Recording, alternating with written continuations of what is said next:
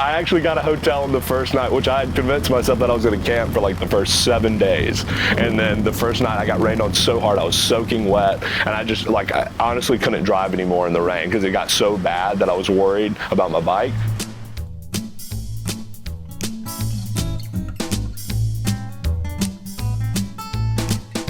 Thank you for joining us for this edition of Conversations with Paul Brown. We are in downtown Anderson, and our guest has just concluded an epic journey, and he's going to tell us all about it. Tell me what you remember about growing up here.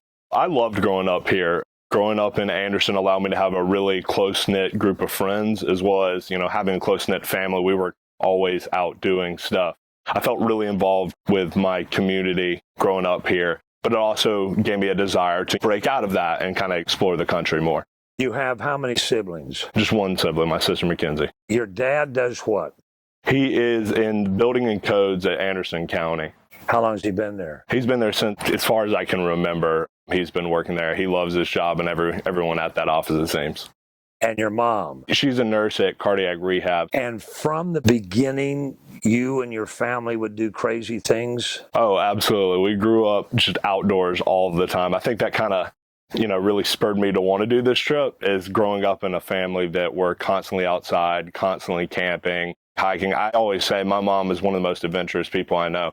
Same with my dad, honestly. It's just always been a family thing for us. And your dad also has a unique hobby. Yeah, definitely. He's a big fly fisherman. And actually, I grew up fishing with him a little bit, but my sister's actually taken on that role more than me nowadays. So she's always fishing with him, always out in the river. Up on the Chattooga and all those. Any river they can find where they can cast a line. And he's also an author. Yeah, he is an author. So he's been writing a little bit in a magazine that one of his friends overseas. They go fishing quite a bit together. He writes a couple pieces in there every once in a while. When it came time to decide for a higher education, what were your options? I applied for places all around the country. I'd always had this desire, as I mentioned earlier, to kind of go out of South Carolina just to explore more, but I ended up choosing USC for a combination of they offer a good educational business program as well as just a financial regards to the education. It wasn't going to be as expensive for me to go to USC because, in-state scholarships and such. What point did you have an inkling that this is what I want to do for an occupation? Coming into it, I knew I wanted to go into finance, but I didn't really know what that meant. Once I got into school and started getting really involved, I joined a business fraternity, got to talk to a bunch of the old seniors that were going through and finding jobs and getting full-time jobs, and really just they kind of exposed me to what a career in finance was going to look like. Probably about freshman, sophomore year, I had a better idea what it was going to be. Then it came time to find employment. How successful were you at finding an employer before you left Columbia? I actually found out that I had my full-time job probably almost the summer before I started my senior year. I had an offer letter on the table, and I figured that I wanted to work for them. They did a case competition at our school, I think it was sophomore year, that we got involved with. And the winners of that case competition kind of got an expedited first round in the internship interviews.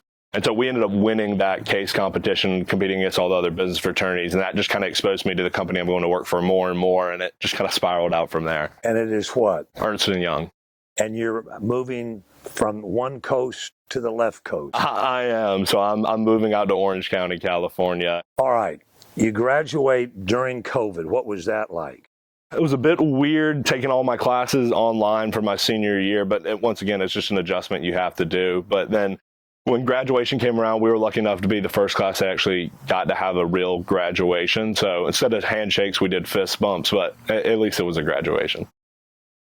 And at what point did this epic journey idea come to be?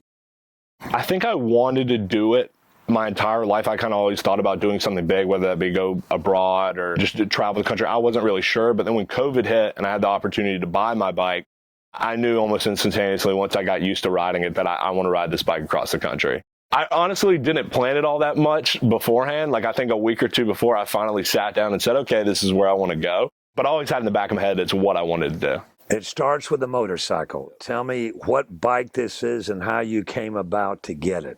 This is a BMW G650 GS. It's an '09. We had a family friend who had it and bought it around '09 and didn't really ride it all that much. And so when I ended up getting my license, it just kind of fell into place that this bike was available. And since it's a dual sport bike, it can handle on and off road, which made this trip so much easier. Because going into it, this was not a trip where you were going to stay on asphalt from beginning to end. Oh, absolutely not. My goal was to try and camp as much as possible and camp in places where it's not, I guess, a traditional campground. I used an app on my phone to find the majority of the spots that I camped at. And so some of them were completely desolate, like 30, 40 miles, just in the middle of nowhere in the desert. Was this a case where you would come to a crossroads and decide, do I go right or do I go left? It really was. I had some bigger landmarks that I wanted to see, but when it came to especially a night overnight trying to find a place to camp, it'd be pulling up my phone 2 hours before the sun was about to set and saying, let's try and find something near here. Let's look at this spot. Luckily, the app had photos where people had posted what the sites had looked like, and I just hoped for the best and kind of traveled out there. That was kind of one of the big points of this trip, though. College was so planned and so organized and so routine. This trip was supposed to be the exact opposite of that and just be wherever you want to go, you go. And that's another reason why I went by myself on this trip, was just so I didn't have someone that was like, oh, where are we going to go? Is whatever I wanted to do for 2 months. What was it like the day you pulled out of this driveway with your bike packed to the gills and you're leaving your mom and your dad and your sister and your brother-in-law? I was very, very excited, but it was funny because that very first day, I think I only got rained on twice, but the first day it poured rain in Tennessee for like the last 4 hours of my drive. I was just trying to get a camp spot, and I was like, oh no, if this trip is going to be rain the whole time and I'm just going to be running from rain, but it worked out. Just kind of took off, got a hotel outside of Nashville. That was my first stop. Now that was all asphalt. Yeah, I pretty much just speed ran to Colorado. There were a couple places that I want to hit over there. And so it was just doing 400 or 500 miles a day on the bike until I got to Colorado. And then I kind of slowed down a bit. And between Lebanon and Colorado, 400 or 500 miles, that you were on asphalt going through those Midwest states. Had you ever been there before on any kind of a trip? I had not, and I was not expecting it to be such just prairie lands or farmland. Like I would go 100 miles and I feel like I would see like maybe 3 farms that just seemed like they owned all the land out there. Completely flat. But that's another reason. That is beautiful in its own regard, but I was ready to get to what I wanted to see because it just felt like endless. You're just driving through flat land, farmland for 400, 500 miles a day. You know, you get kind of tired of that. Our guest is Davis Holcombe, and when we come back, we're going to chat some more about his adventure on his BMW out west for 2 months.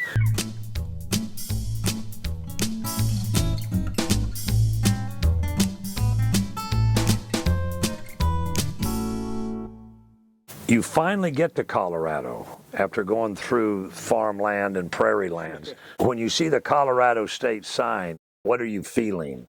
I was so excited because the couple hours before that, I came up from southern Colorado and going through New Mexico, and it was just so windy in New Mexico that I was on a highway where it was like a 70-mile-per-hour highway going 40 because I couldn't go any faster because my bike was getting pushed across the road. So when I hit Colorado, saw those mountains really started climbing, the temperature started dropping, it was like heaven. I was just so excited that, I'd really gotten to my first stop because admittedly, those first 4 days of doing that constant and 90, 95 degree weather and where it's humid, it was draining. Your first night that you camp out when you're out in the middle of nowhere, because tell me again where your goal was to ride once you got out there off the asphalt. I was headed towards the great sand dunes that back up. I think it's the Rocky Mountains that they back up to. And so I found a camp spot that was in the Bureau of Land Management land that was outside of the great sand dunes. Just popped up a tent right there. And you could just see stars for miles, it seemed like. And then in the distance, of course, you got the Rockies. And then these humongous sand dunes that just seemed to erupt out of the ground. It was beautiful there. And that was my first, wow experience of this trip. Now, tell me what it was like setting up camp. You had a tent, blow-up mattress? Yeah, I had a small little blow-up mattress that I borrowed from my dad. Like I said, he does this all the time. And tent. I bought a hammock, like an Inu-type hammock to bring out there, but I admittedly only used that 3 or 4 times. Now, how would you eat? What was supper like? Usually I was getting closer to camp, which were in more desolate areas around supper time. So supper would be maybe a Cliff Bar and a Powerade, something like that. Same thing for breakfast. I think I survived off Cliff Bars, those little energy Cliff Bars, and gas station coffee wherever I could. I think I drank more of those triple shot Starbucks drinks than I ever have in my life on this trip. So there's no cooking at night? I didn't set a fire this entire trip. Especially when you get out west, they're a lot more strict on setting fires anyways, and I didn't want to be responsible for that. By the time I'd get off that bike by the end of the night, I was so tired that I just wanted to get in my tent and sleep anyways. Did you ever set up camp where somebody else had picked out that spot and you just camped with them, or were there all these areas where you went, nobody else was there? Admittedly, like most of the places that I went, you couldn't even see anybody else where I was camping at, especially when I was going through like Arizona, the Utah, and like even eastern like California where it was like all desert. I would just be out in the middle of nowhere. You couldn't even see the road from where I was at, which I thought was just the most fun experience to do. I stayed in one actual official campground when I was in Arizona at Lake Powell at Lone Rock Campground. That made me never want to stay in an official campground again because I got my bike stuck in sand there, and it took me about 2.5 hours to get it out at that campground. No help. Yeah, no help. So at that campground, you can pretty much ride down to the lake, and it's all this dense sand, and you can camp right on the water if you want to. I got a little bit too confident with my bike, and on the way out, I thought I could go in deeper sand than I could, and I went probably about a 1/4 mile into deep sand, got stuck, couldn't go any further forward, so I had to yank my bike back a 1/4 mile and take all my stuff off my bike. Once I got my bike back out, I drove it about, I don't know, 1.5 miles up the road to where it was pavement again, and then walked back 1.5 miles and lugged probably 100 pounds worth of gear all the way back up another 1.5 miles. It was rough. Was that the worst experience you had as far as the bike? Probably getting stuck somewhere where I was like, I'm not sure what I want to do. I had a couple of smaller other things. When I was in California, you pretty much take this beaten path up for about 8-10 miles, and it leads down to this beach that you can actually camp on the beach. When I was on the way back from that camp spot, there was a van that was blocking the road, and since it was off-road, I tried to hit the brakes harder than I should have on an off-road pattern, and it slipped me off of the side into this little ravine area, and I got my bike laid up against my leg, and it pinned my leg. And the guy that was in the van, he couldn't pull the bike off, and I was pinned, so I couldn't pull the bike off, so we had to wait. How long did you have to wait? I mean, it was probably like 20 minutes. The motorcycle was off, so it wasn't bad. It was pinned up against the divot that creates when the water goes and runs off the road. So the bike was stuck in that up against a retaining wall. My left leg was pinned against the retaining wall, and I just couldn't get enough leverage to pull the bike up at the angle that it was at, and then he couldn't do much either with it. I mean, it's not that heavy of a bike, but I mean, it's 500 pounds or so. So the third guy comes along, sees your dilemma, and says, can I help? Oh, he was so excited to help. I don't know what it was, but it was, I mean, it had to be like 9 in the morning, but he came out just full energy. He got down. He did it all by himself. Like, he just hopped down, squatted down, and yanked the bike up, and we got it up and running again, so it worked out. The best place that you camped at is going to be what that you'll always remember? That's tough. It's probably 2 places. Actually, the place that I just mentioned in California where you go off-road and then camp on the beach, because I literally camped probably, I don't know, 100 feet from the water, and you were just surrounded by trees and everything on the beach. That was amazing. There were a couple more people out there, but I camped in Utah, and it was probably the most desolate place I camped, alongside the Colorado River, about 30 miles, 40 miles outside of Moab, Utah. And I couldn't see the road, couldn't see any people, and I just camped on top of this mesa. I've never seen stars like that in my life. Like, my depth perception and my eyes almost messed up because it just looked like it was shooting stars seemingly all night across the entire desert. It was beautiful out there. What other mechanical issues did you have with your BMW before Montana? Any other things? My battery started draining a bit, and that was one of the first things I noticed. There'd be some mornings where it just wouldn't start, but once I got it started up and just had to wait a little bit for it to get started up and rode, a decent amount, it would fire back up. But then in Washington, when I was on the Olympic Peninsula, I went down to the beach because I was going to camp on the beach, and I wanted to go check out this spot and check my phone for cell reception. So I went down to the beach, got connected to Canadian cell towers down there, finally got reception, came back, my bike was laying on its side. I'd used the kickstand and gravel throughout this entire trip, and I hadn't fallen, but somehow it fell. My clutch broke on my bike, and so the closest town was Port Angels, and it was probably 70 miles from where I was at. I started the bike in neutral and then pushed it down a hill, jumped on it, kicked it into first without using the clutch, and just tried to kick it as hard as I could up into 5th gear, and got it to Port Angels in Washington finally after riding 75 miles without a clutch. Stayed in the hotel that night, and then in the morning, I tried to get into Port Angels, but since it's got so many stop signs and such, if you don't have a clutch to pull in, you're going to stall out. So I was pushing my bike through Port Angels, couldn't get it started anymore because I'd started it so much, no clutch. Luckily, some guys came by and they used to bike a bunch and had a bike trailer they're actually pulling. Well, what's going on? Where are you from? Like, what are you doing? I told them the story. They were like, hey, let's load it back up in the truck. We'll take you to a shop. Since it's a BMW, though, most shops don't carry BMW parts. And the closest one was in Seattle. So luckily, the guys I'm with, they had a shop they offered to take my bike back to, just a metalworking shop and general thing.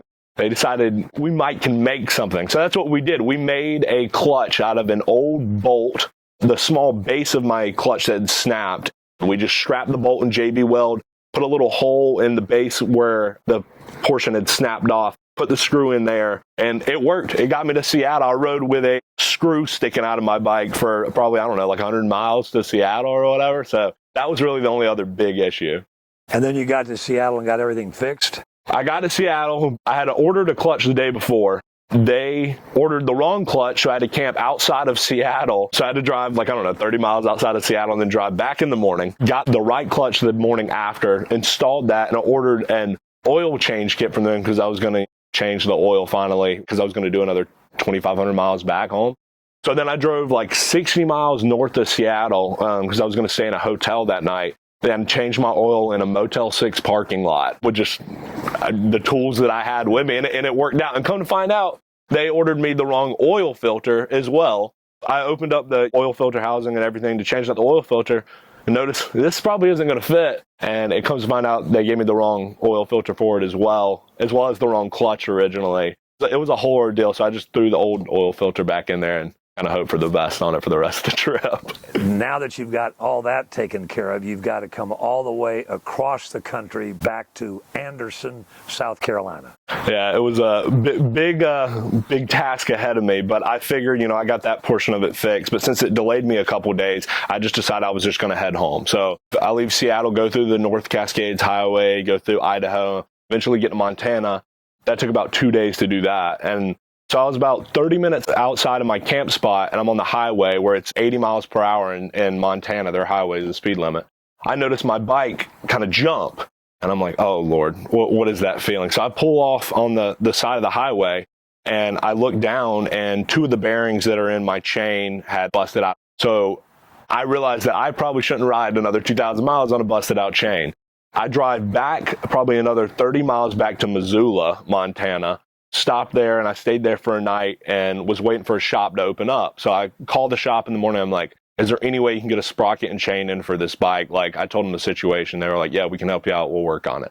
Bring it to the shop the next day. They got the chain, sprocket, and he's like, you need some new tires as well. So I threw some new tires on there, got a new chain, sprocket, and he looked the thing overall and he said, you should be good to go. And so I had the utmost confidence after dealing with that. That next day, I take off out of Missoula, drive about 400 miles. I notice that my left leg is getting a little hot. And I'm like, what in the world is that? My left leg never gets hot. It's 100 degrees out. I'm like, but this is too hot. Pull over on the side of the road, pretty much in the middle of nowhere, Montana, and look down the left side of the bike, oil's leaking everywhere. Front of my bike is smoking. There's oil all over my leg. I'm thinking to myself, I just, spent so much money getting this bike serviced in Missoula. Couldn't even make it a day without something else going wrong. So I'd turn the bike off, take the bike apart. I probably got this thing in 9 different pieces on the side of the road. Tried to patch it up as much as I could, but then I realized I probably blew a head gasket on my bike and realized that's probably going to have to be the end of my trip. There weren't any towns that had a bike shop for probably 100 miles around me, just pretty much in the middle of nowhere. But then, in the middle of all that, here comes your guardian angel. Absolutely. So I'm sitting out. I finally at this point call my parents and just tell them, hey, I'm probably going to need to get picked up. There's nothing I can do. I don't have the tools and the mechanical knowledge. I've decided I'm going to camp out on the side of the highway in Montana for 2 days. Your parents drive from Anderson to Montana to pick you up. Luckily, somebody rolls up, Rhonda, and she comes up and says, hey, do you need any water? And I was honestly kind of worried about that. I'd love that. I don't want to be a burden, but that'd be great. She's like, hop in the truck. We'll go down to the fire station. I'm telling her my story, and she's like, oh, you have friends coming from Missoula, right? And I'm like, no, they're coming from South Carolina. She goes, oh, that's going to take a while. I was like, yeah, I'm just going to sleep outside of the highway for 2 days. She was like, well, I'll be back in a bit to bring you some more water. And I'm like, okay, get back to my bike. Next thing I know, a sheriff comes up. I'm thinking, oh, I got the cops called on me because I'm this dude stranded on the side of the highway. He comes up, but as well as a blue truck rolls up, and that was Darren. Darren comes up. He starts talking to the cop. And he's like, hey, you stranded? My wife Rhonda came by earlier and she told me your story, told me to come rescue you. I'm thinking, rescue me? What do you mean by that? He's like, why don't you put your bike back together, throw your stuff in the back of the truck. We'll go back up to the house. And I'm like, I don't want to leave my bike here on the side of the highway. He's like, no worries. You can put it in the fire station that I just gone and got water from. So I throw my bike in neutral and just kind of push it down the fire station. They open up the doors, put it right in between two big old fire trucks, and then hop in the back of the truck with Darren, and we take off up probably 3 miles up to his farm in Montana. And I get up there, and I'm like, I don't want to be a burden. I'm still fine with putting a tent down. I appreciate you taking me up there, give me some water and everything like that. He's like, no, just stay here at our house. And I'm thinking, really, like, are you sure? Just a complete stranger, you're going to let me stay at your house? He's like, yeah, Rhonda's got a good eye for people. She says we can trust you. So that's what I did. I stayed with Darren and Rhonda in Montana on their farm for 2 days. And they let me sleep in their house and just gave me food and just let me hang out around the farm.